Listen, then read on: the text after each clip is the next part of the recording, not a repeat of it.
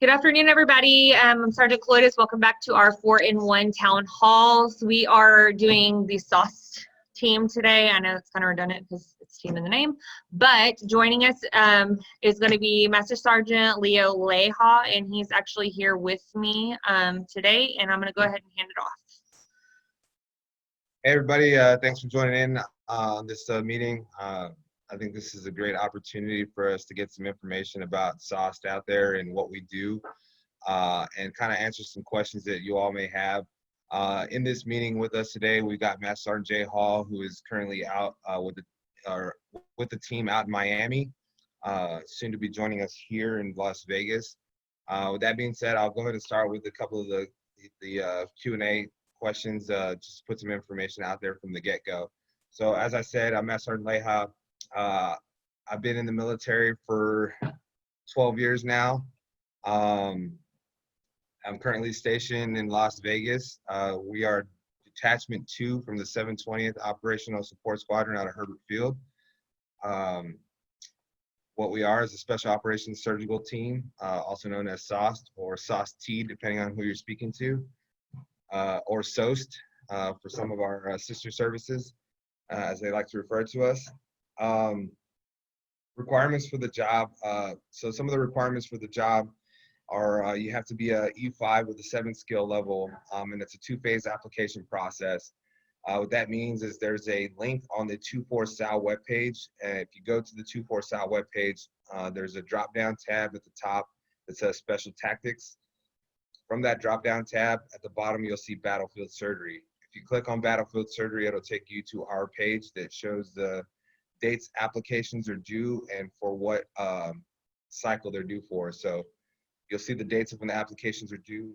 If your application gets picked up in the first phase, you will be sent notified by email to attend a selection for that cycle, in which you will get a RIP to go TDY down to Herbert Field for a week to assess. Workload hours for us. Basically, I think each detachment between here and UAB, which is in Birmingham, is going to vary. But for us here specifically, we are building up this location and this site with more people. And what that means is while we're here, depending on what cycle we're in the AFSC Force Gen cycle, which is basically outlines the deployment cycle for also all of Special Tactics. So we typically align a team with one of the 2 series Special Tactics squadrons, and we deploy on their cycle.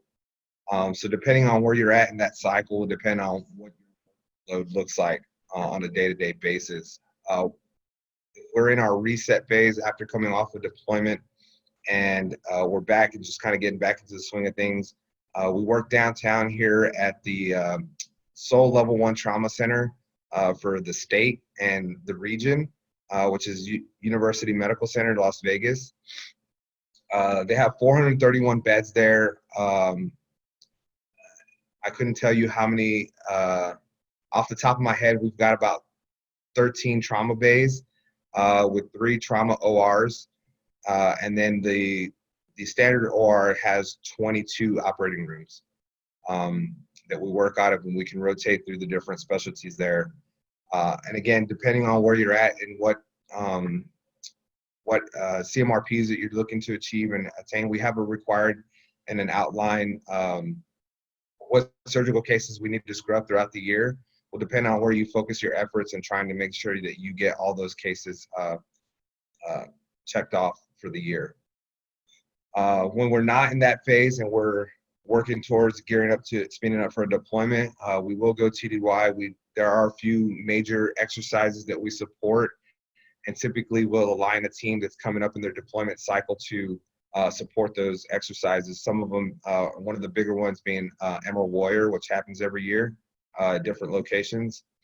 And there's a few other ones that we support as well. What made me want to do this job? Honestly, my first duty station was at Lackland Air Force Base at Wolford Hall when it was still the one of the flagship hospitals in the Air Force and a trauma center.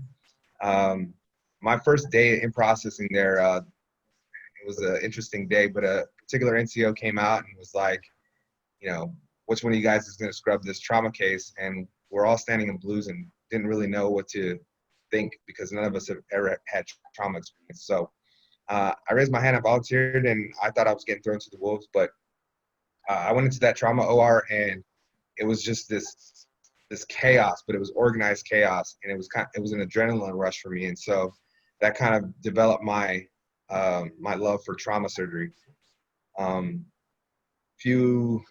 Maybe about a year and a half, 2 years into that that assignment, there was a notification that came out that SOST was looking for applicants, and I inquired.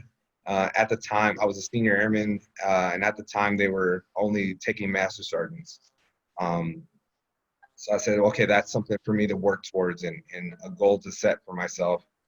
And I basically kept that in my mind for my entire career. And while I was stationed at Lakenheath, Sergeant Hall, who's on this call with us or on this meeting with us, was my supervisor out there, and he decided that he wanted to do it. He had the same goal in mind, and he went off and he was able to get into SOS, and I kept in touch with him, and I did some digging of my own and found some information, and I asked him to verify for me, and he was like, yeah, man, I need your application like yesterday.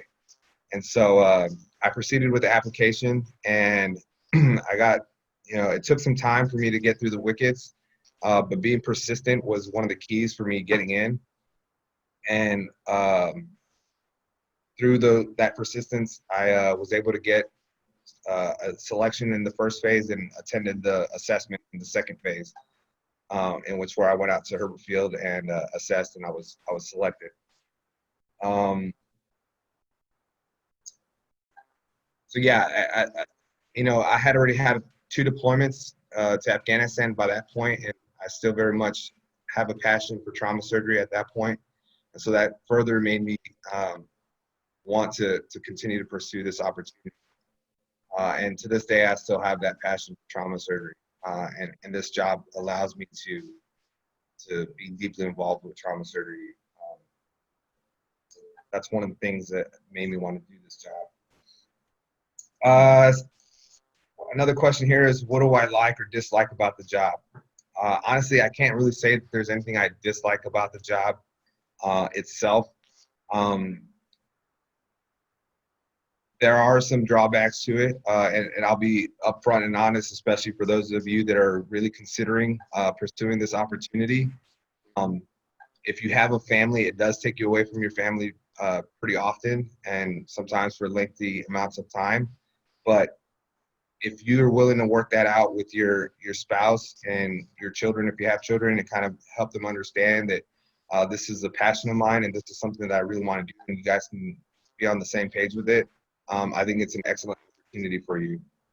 But again, you have to make sure that you have that understanding with your significant other, and they have to be willing to endure the challenges of this job during that time. What can I do with this experience after the military? And I think that's one of the biggest things I love about this job.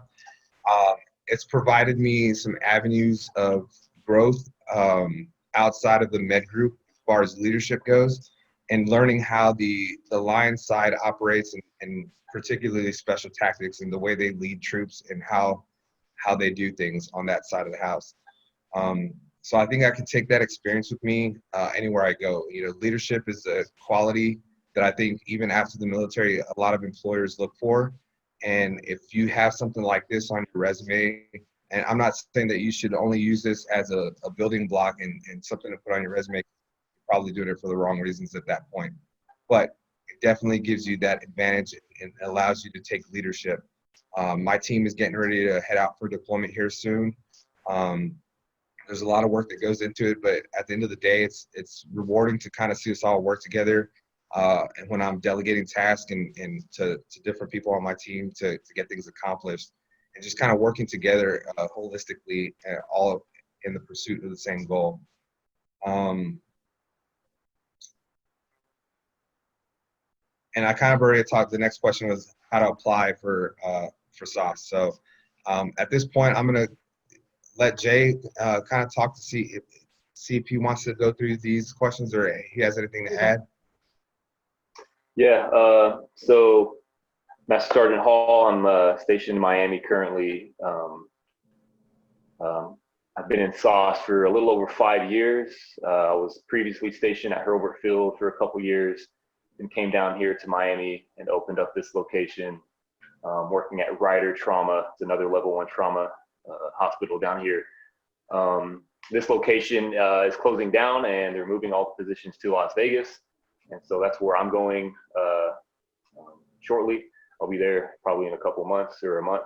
And but my experience, with SOST overall has been, I would say just something I could have never dreamed of. I just never imagined, going into it, I really didn't know what it was really about. Like I had an idea, but once I got the job and realized what it all involved, I was pretty blown away with some of the training and the experiences that we get. The deployments are hard and long, but they're experiences you won't get anywhere else. What made me want to join SOST was, for me, it was pretty simple. I just wanted to deploy.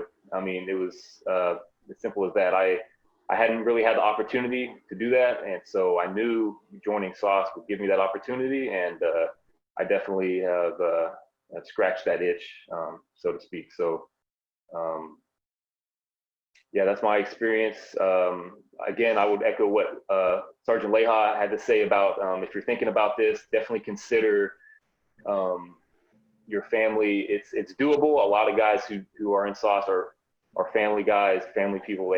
They have spouses, they have kids. You can do it. You just have to make sure they're on the same page and set reasonable expectations of what it's going to be like, and make sure they're prepared for it. And but I guess the benefit of SOST that probably is pretty unique is you're gone a lot, but when you're home, a lot of times you have freedom to sort of work around your schedule. You can spend a little bit more time at home on some days, and so it kind of evens out.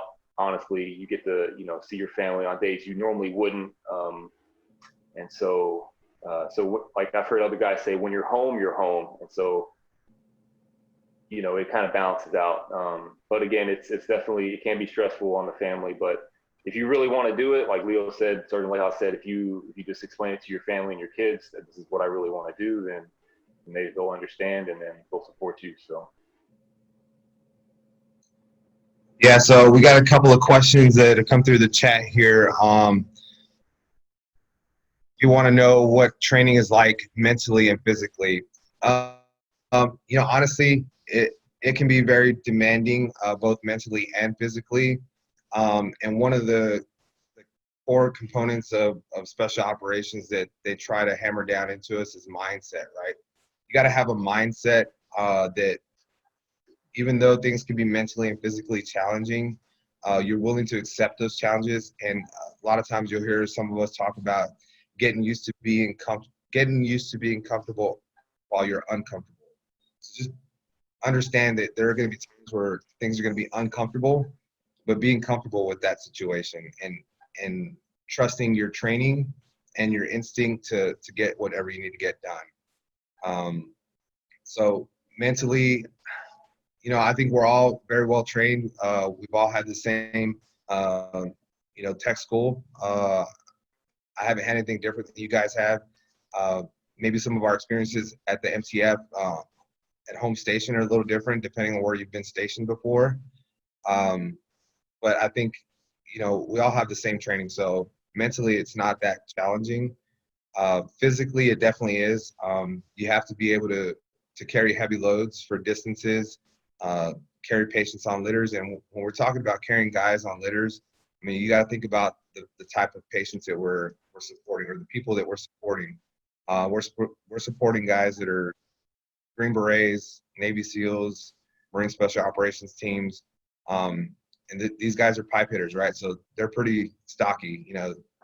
I would be willing to say that none of them weigh less than 200 pounds, and that's without kit and gear on. So being able to carry a litter over a certain distance along with the 60-pound med ruck and your kit and your weapon system. It could be very physically challenging, but we train for that. We have set PT hours for us in the morning here at this det, where we're blocked off from 7:30 to 9:30 to do PT Monday through Friday before we get started with the rest of our duty. Whether that's if we're working downtown in the hospital or if we're doing administrative work in the office. You have anything else to add to that, Jay?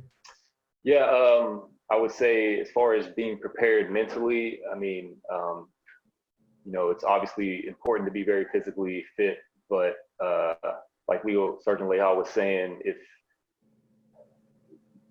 being comfortable, being uncomfortable, and embracing, as we say, embracing the suck, because it's going to suck at times, but you eventually get used to it, and then it becomes, you kind of almost end up liking it in a way, because you know what the reward is on the other end. And yeah, right now in this moment, it sucks really hard, but when you're done, you get to look back on what you just did, whether it's training or a deployment, and you get to really feel a sense of accomplishment. So I would say just having the right attitude in those moments says a lot about who you are. And if not, it's an area you can grow in, but being prepared mentally might be just as important, if not more important, than being physically fit.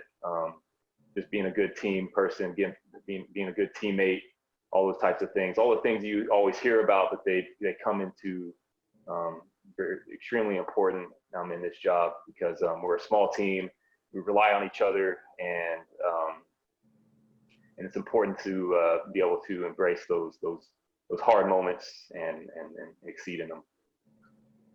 Yeah, one thing I'll add to that is,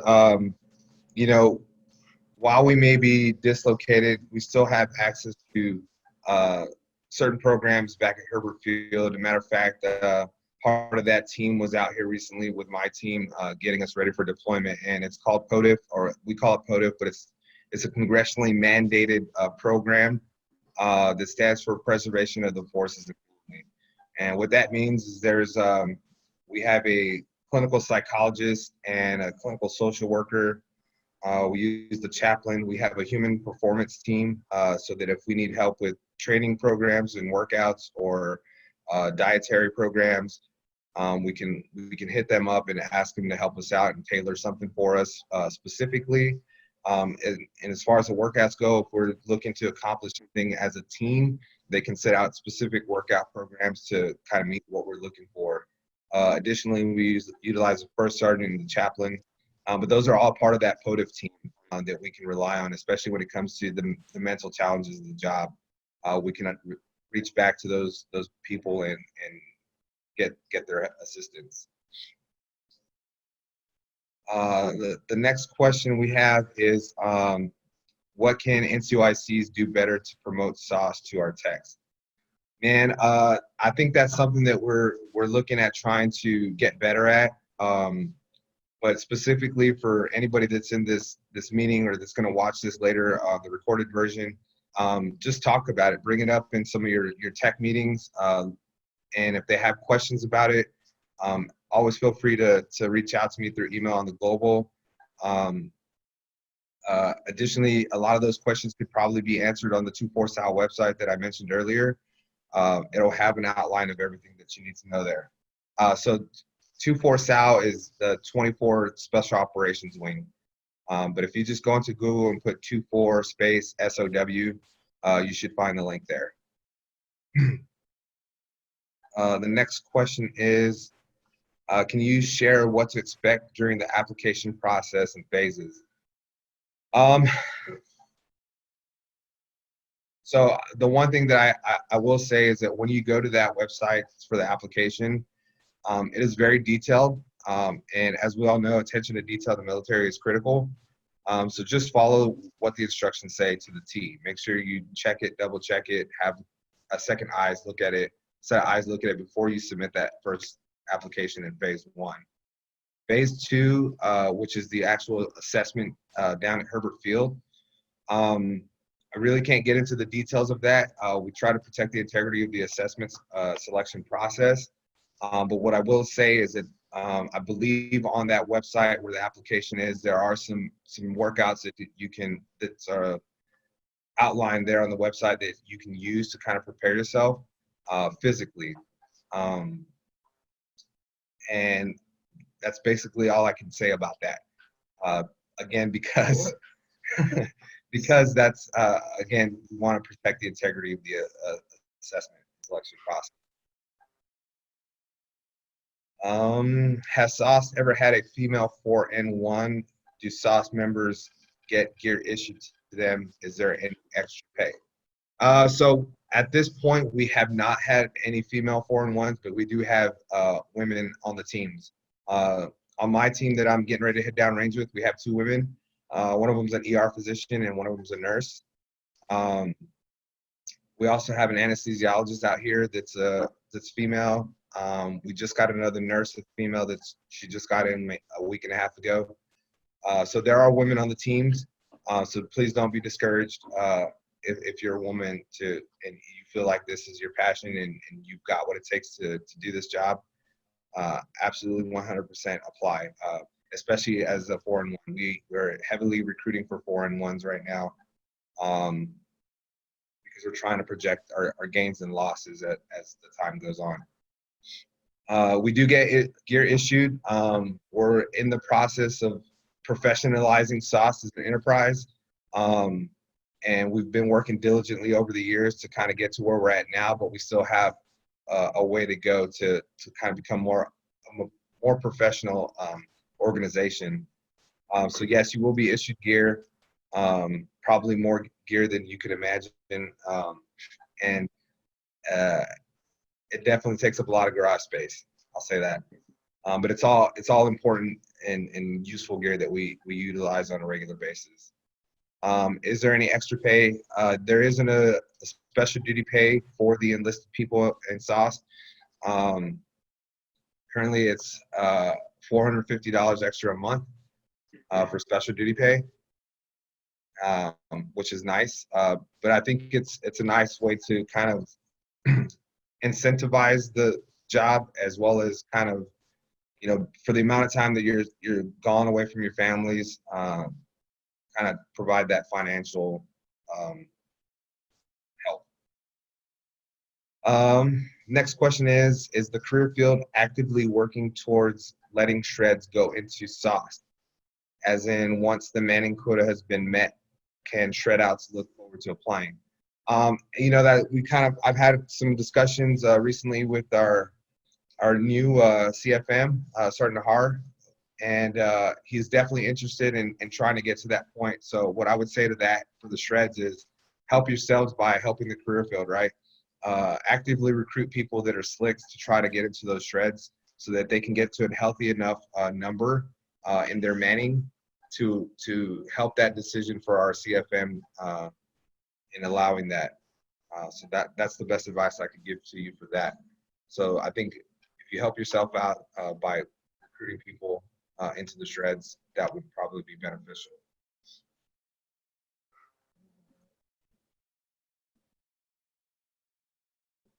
Okay, and I'm not sure where you guys are at, or if you've heard about this. There's an app out there called Train Heroic.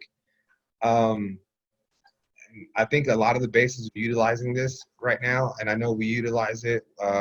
We've tapped into that with the 58th Rescue Squadron out here in Nellis. Their strength and conditioning coaches put out workouts for the PJs that they've allowed us to kind of get into and get those workout programs from them. So if you're looking to kind of better yourself and prepare yourself for applying, look into if your base has that option. A lot of the gyms at the local bases are utilizing that. Let's see.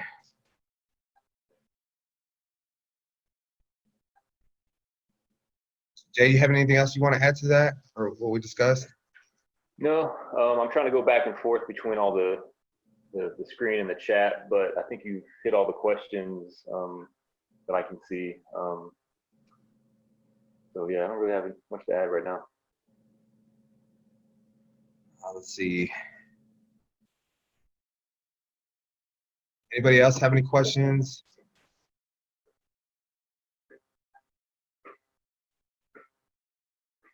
definitely want to try to answer as much questions as you guys have. I mean, obviously, if you don't think of anything now and you think of it later down the line, hit me up in Global. I'm getting ready to deploy, but if you hit me up before deployment, I'll definitely get back to you. If I don't have an answer, I'll try to find the answer for you. Yeah, that goes same for me. If you guys have any questions, I'm in the Global. I'm the only J.Hall, so you can find me pretty easily and shoot me your questions. All right. Well, if nobody has any other questions, I'm going to pass it over to Senior Master Sergeant Nahar. See if he has anything else he wants to add. All right. Hey, let me get my face on here. Thanks, Leo. Certainly, I appreciate it. J-Hall, thank you so much for y'all's input on SOST. You guys gave a lot of good information that people may have questions. I know that this video will be recorded, so at a later time, people can take a look at it. Again, how I continue to talk at the end of a lot of these is information. I want you guys to, as supervisors, as mentors, as airmen, to be able to have this information that is important. It's not just working in SPD in the operating room.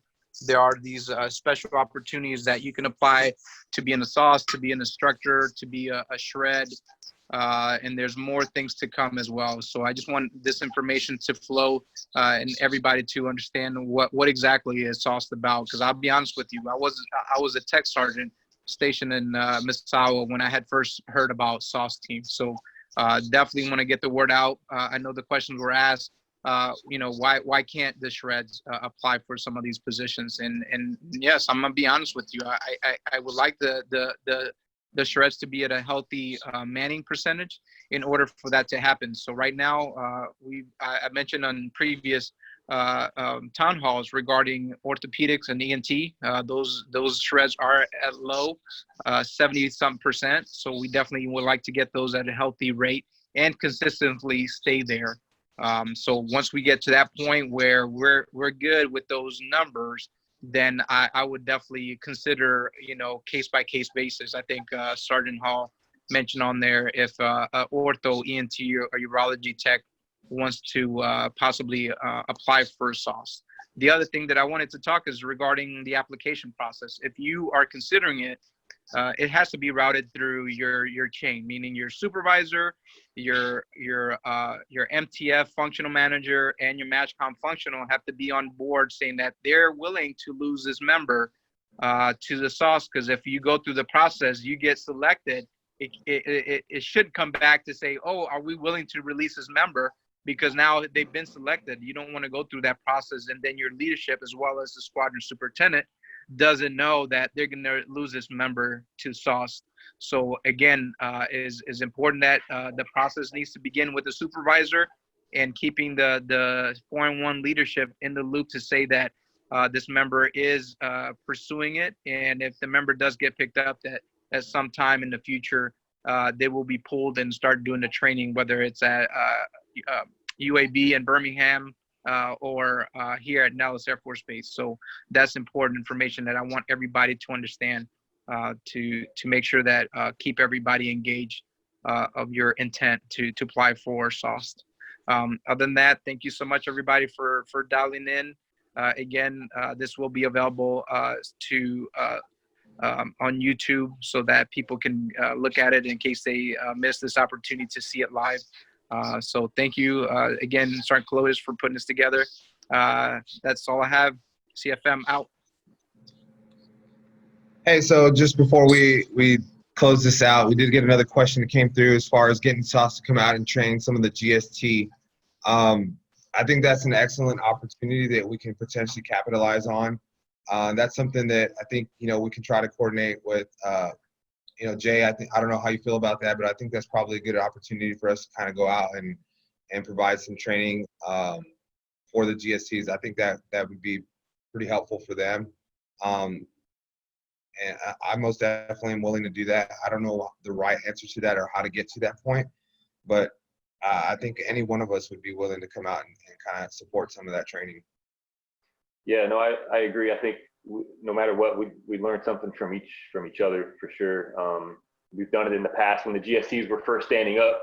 I went to Cincinnati and helped them kind of train some of their first teams that were going out the door. And in fact, a lot of our former SOST guys, when they go back to the big MTFs, they get pulled in and end up deploying with GSTs. And so it makes sense to train with each other and try to teach each other some tips and some tips of the trade. So yeah, we'll have to figure out exactly who to talk to and then coordinate that with. But yeah, I think between me and Leo and everybody else, would be absolutely willing to do that. So